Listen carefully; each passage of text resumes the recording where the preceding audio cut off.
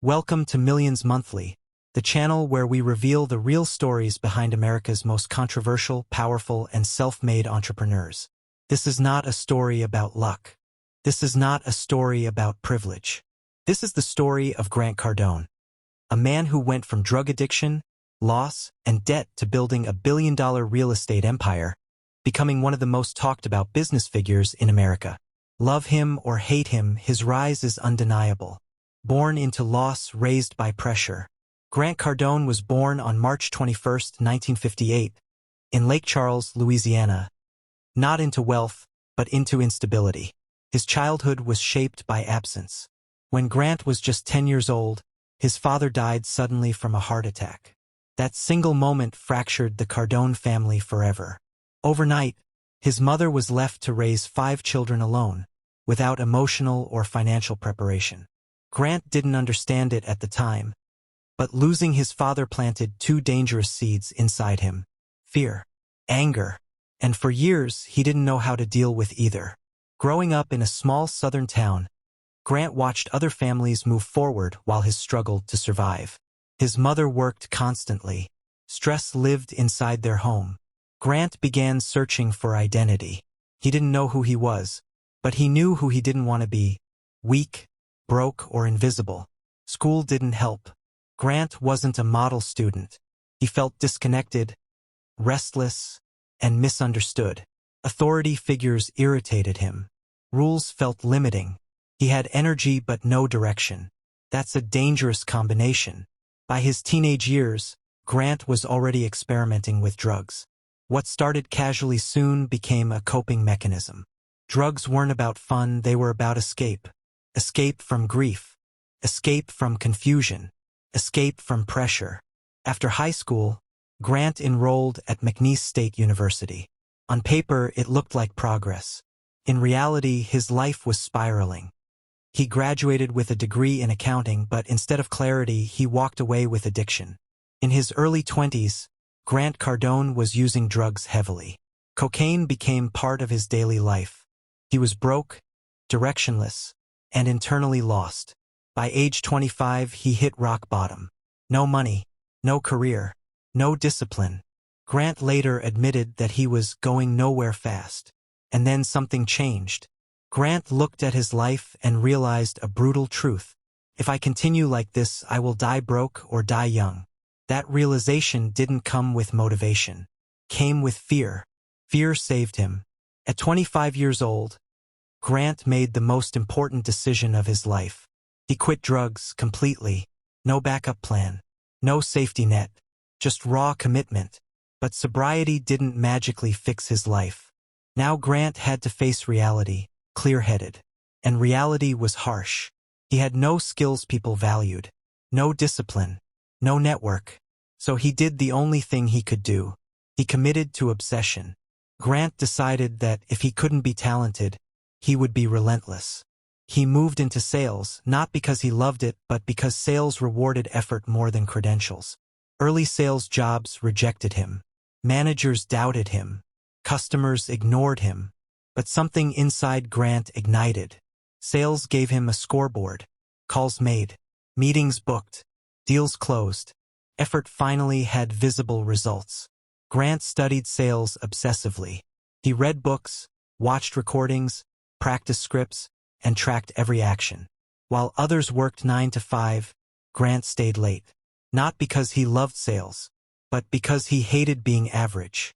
Slowly, results came. Grant began outperforming others, not because he was smarter, but because he outworked them. But success created a new problem. Grant became addicted again, this time to work. And unlike drugs, this addiction paid him back. By his late 20s, Grant was earning good money in sales. But instead of relaxing, he felt something dangerous creeping in: complacency. He remembered where comfort had taken him before. So he did what most people won't. He 10x'd his effort. Grant began thinking bigger, not just about income, but about legacy. He realized something critical about America. Income alone doesn't make you wealthy. Ownership does. That realization would change everything. Grant Cardone didn't become successful the moment he quit drugs. Sobriety gave him clarity, not success. Now he had to build a life from zero. In his mid-20s, Grant entered the sales world with nothing but desperation and hunger. He didn't have confidence. He didn't have connections. What he had was fear of going back to the life he escaped. That fear became fuel. Grant took sales jobs that others avoided. Cold calling, rejection, commission-only roles. He didn't negotiate comfort, he accepted pressure. Early on, Grant struggled. Customers hung up. Managers criticized him. Coworkers doubted him. But Grant noticed something most people miss. Sales was not about personality. It was about activity and skill. So he studied, obsessively. While others went home, Grant stayed late practicing scripts. He recorded his calls. He analyzed objections. He tracked numbers. Calls per day. Appointments set. Deals closed. Sales became his training ground. Grant learned that success in America is not mysterious, it is measurable. Effort in, results out.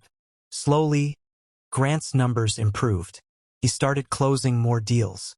He began outperforming coworkers who had more experience and better education. That changed how people treated him. Managers listened.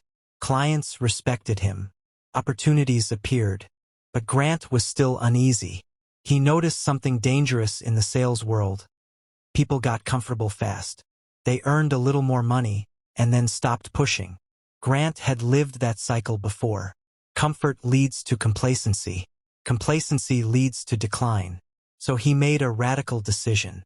He decided that average success was unacceptable. Grant began developing what would later be known as the 10x mindset, though he didn't have a name for it yet. The idea was simple. Whatever level of effort you think is enough, multiply it by 10. If others made 20 calls, he made 200. If others worked 8 hours, he worked 12. If others aimed for $100,000, he aimed for $1 million. People thought he was extreme. Grant thought they were unambitious. This mindset began separating him from everyone else. He didn't just want to be good at sales. He wanted to dominate. As his income grew, Grant faced a critical question. What do I do with this money? Most people upgraded their lifestyle. Grant upgraded his knowledge. He attended seminars. He invested in training. He studied wealthy individuals. And he discovered a pattern. Rich people don't rely on one income stream. They build assets. Grant realized that sales income was powerful but unstable. One bad year, one market shift, one company collapse, and it could all disappear. So Grant started thinking about ownership. But before ownership came confidence. Grant began teaching sales to others. At first, informally. Coworkers asked for advice. Managers noticed his ability to explain concepts clearly. Teaching did something unexpected. It forced Grant to master what he knew. He started creating structured systems for sales, scripts, follow-ups, objection handling. Eventually, he began selling knowledge. Training programs, speaking engagements, sales coaching. This was Grant's first real taste of leverage. He wasn't trading hours for dollars anymore. He was trading expertise for scale. But Grant wasn't satisfied. He wanted control.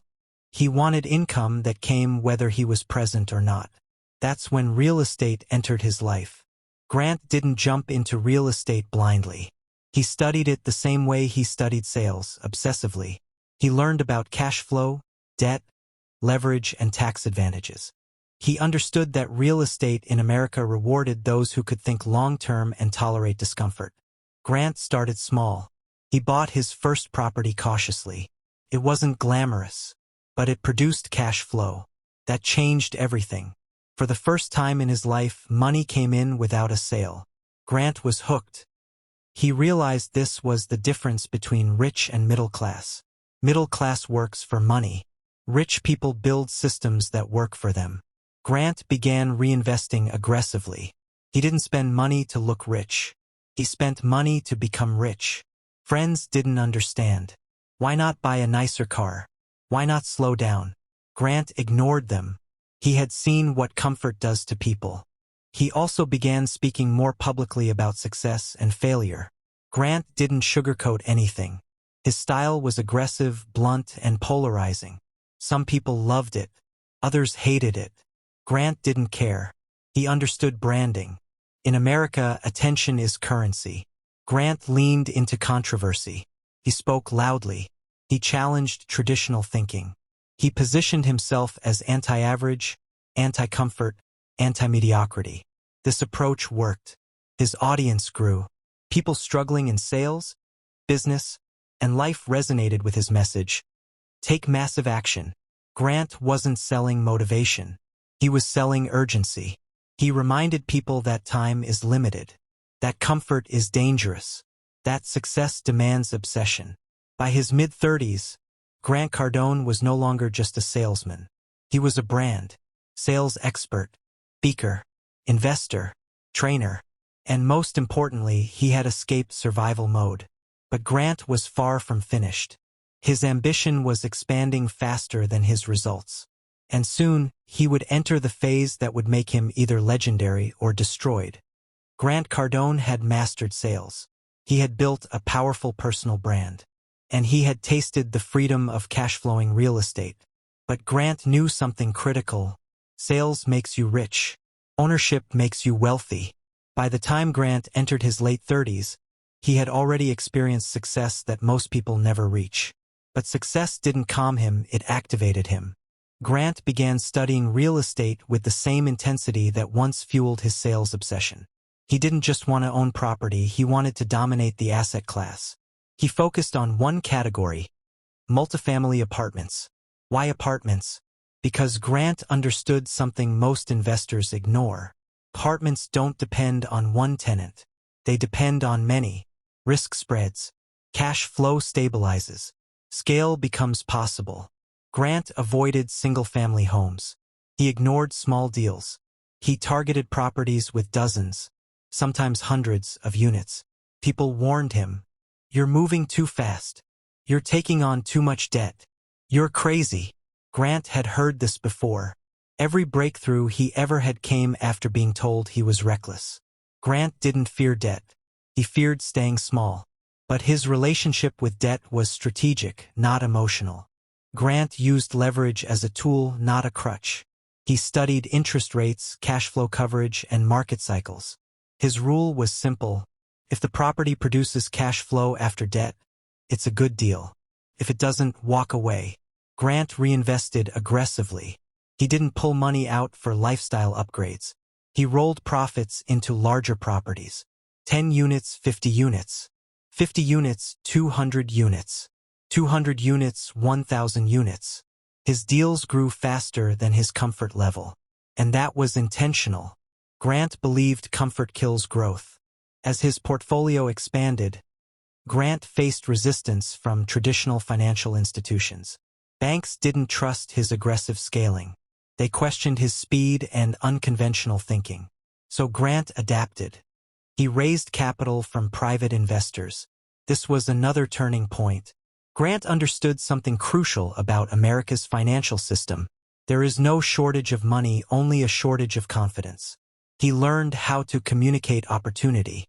He spoke to investors the way he spoke to customers, clearly, boldly, and with certainty. Grant didn't promise safety. He promised discipline and transparency. That honesty attracted capital. Cardone Capital was born.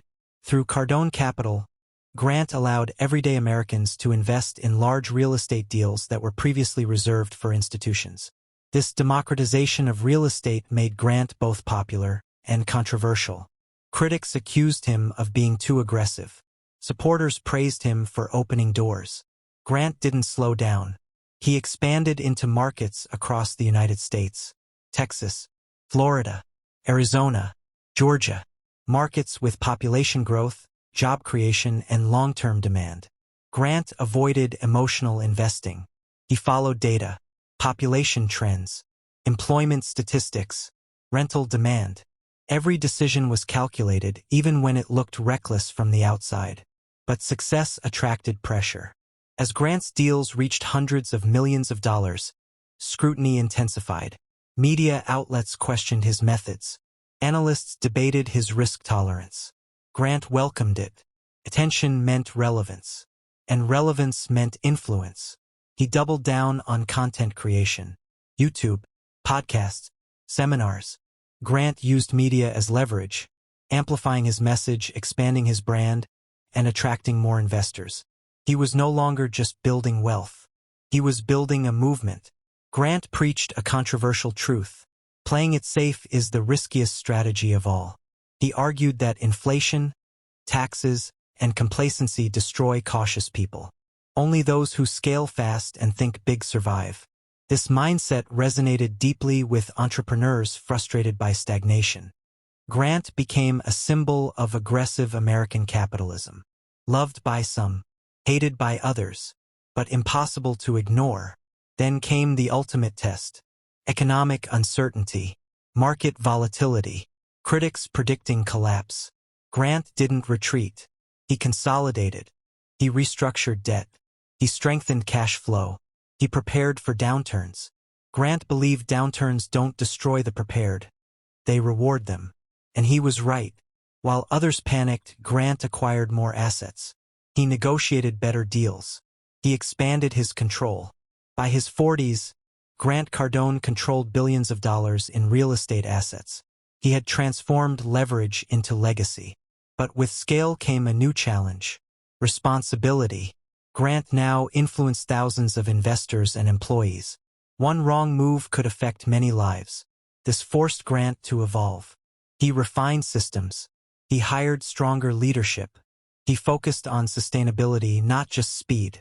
The boy who once escaped addiction was now managing institutional-level operations. But something inside Grant remained unchanged. The urgency. He never forgot the fear of being broke. That fear, once destructive, had become his edge. And now, with wealth secured, Grant faced a new phase. Not just building money, but building meaning. By the time Grant Cardone crossed into his mid-40s, he was no longer just a businessman. He was a phenomenon. Sales trainer, real estate mogul, motivational force, media disruptor. But more than anything, Grant Cardone had become unavoidable.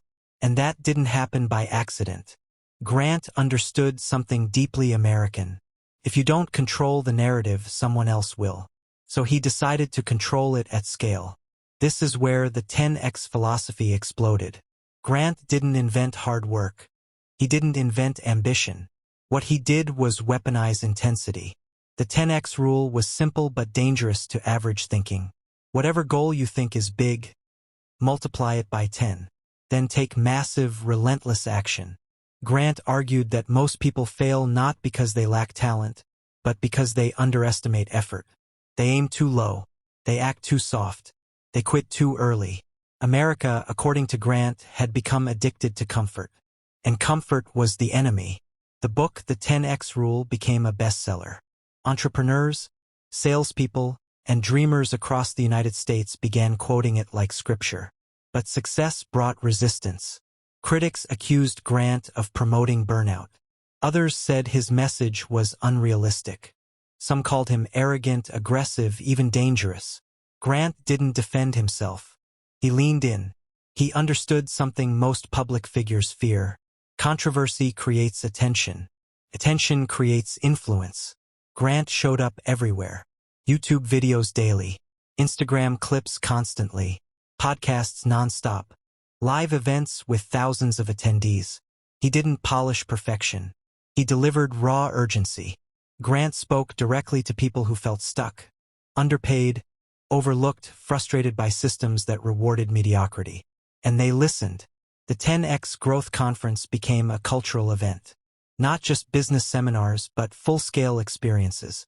Stages, lights, celebrity speakers, athletes, entrepreneurs. Grant didn't just teach strategy.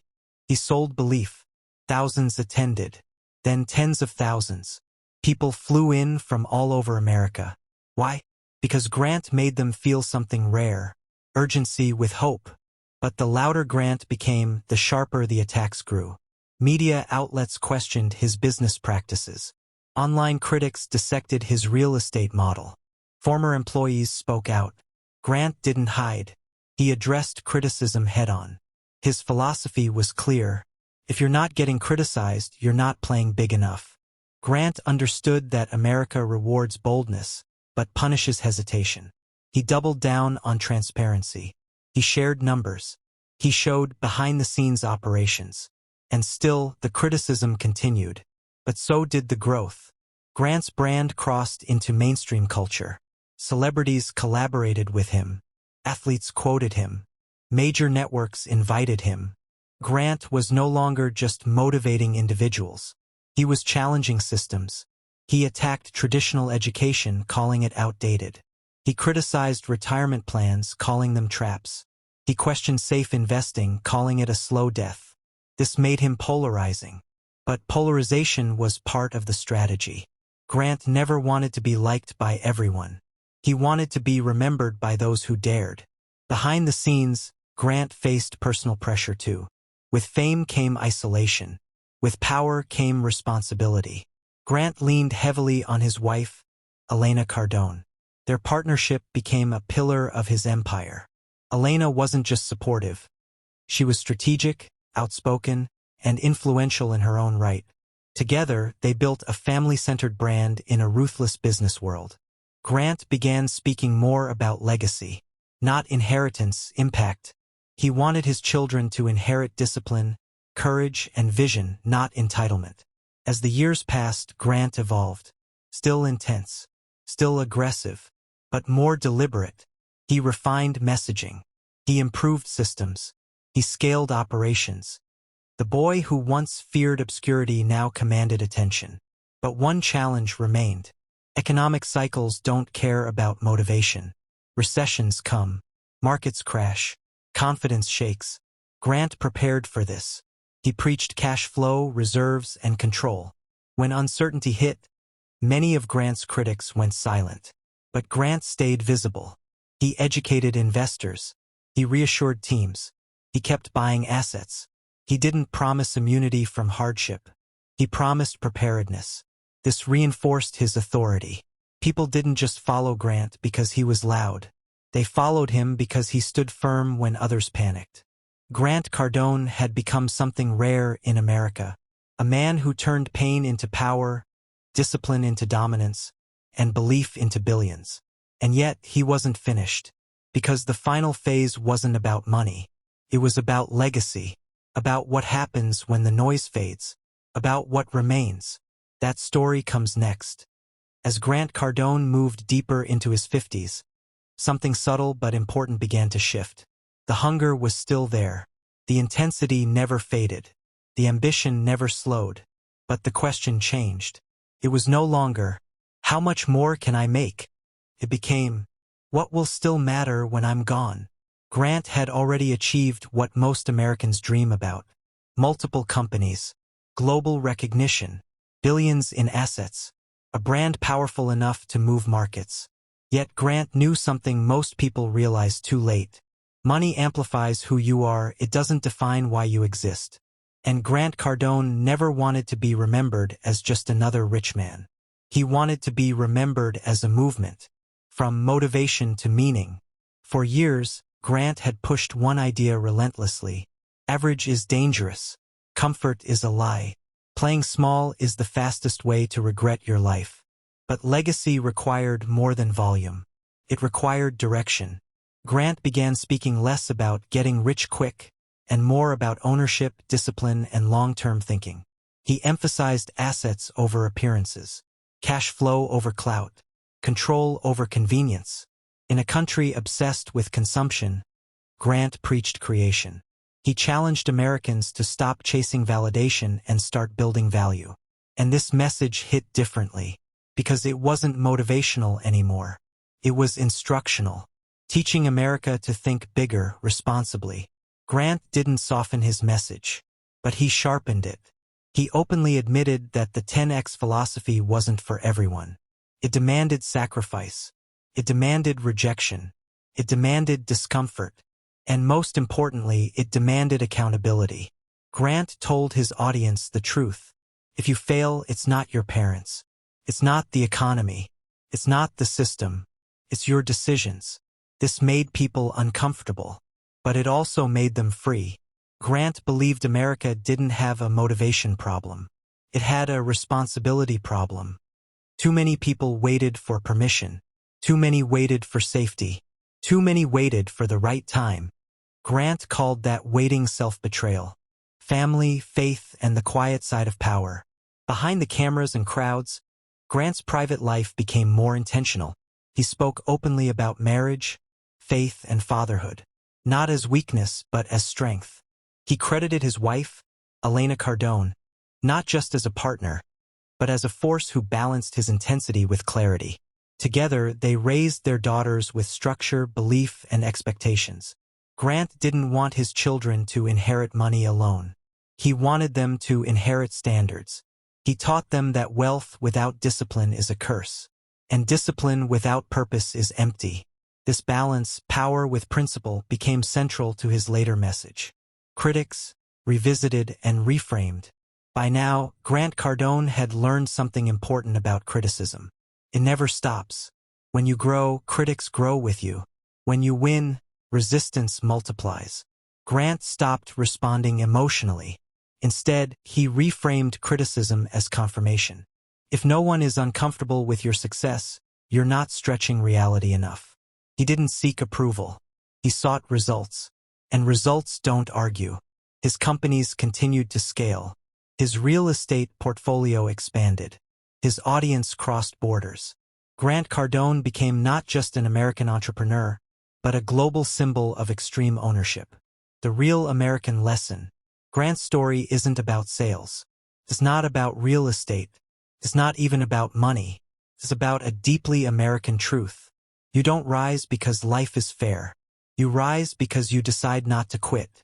Grant Cardone came from addiction, loss, rejection, and obscurity. He didn't wait for confidence. He acted until confidence followed. He didn't wait for clarity. He moved until clarity appeared. And he didn't wait to be chosen. He chose himself. This is the message that resonates with America. Not entitlement, effort. Not excuses, execution. Not dreams, discipline. Wealth versus significance. In his final talks, Grant often says something that surprises people. Money isn't the goal. It's the scoreboard. The real game is significance. How many lives did you influence? How many people moved because you moved? How many stopped settling because you refused to? Grant Cardone measured success not by applause, but by transformation. He wanted people to leave his content changed. More decisive, more accountable, more dangerous to mediocrity. The final truth. Grant Cardone didn't promise happiness. He promised possibility. He didn't promise ease. He promised control. And he didn't promise balance. He promised results. His life proves one undeniable fact. America still rewards those who refuse to think small. But the price is courage. The cost is comfort. And the reward is a life without regret. Grant Cardone didn't win because he was lucky. He won because he was relentless. And the same opportunity exists for anyone willing to do what most won't. If this story pushed you to think bigger, act faster, and demand more from yourself, subscribe to Millions Monthly for real American success stories, mindset shifts, and lessons from those who refuse to live average. Because playing small is safe, but playing big is how legacies are built.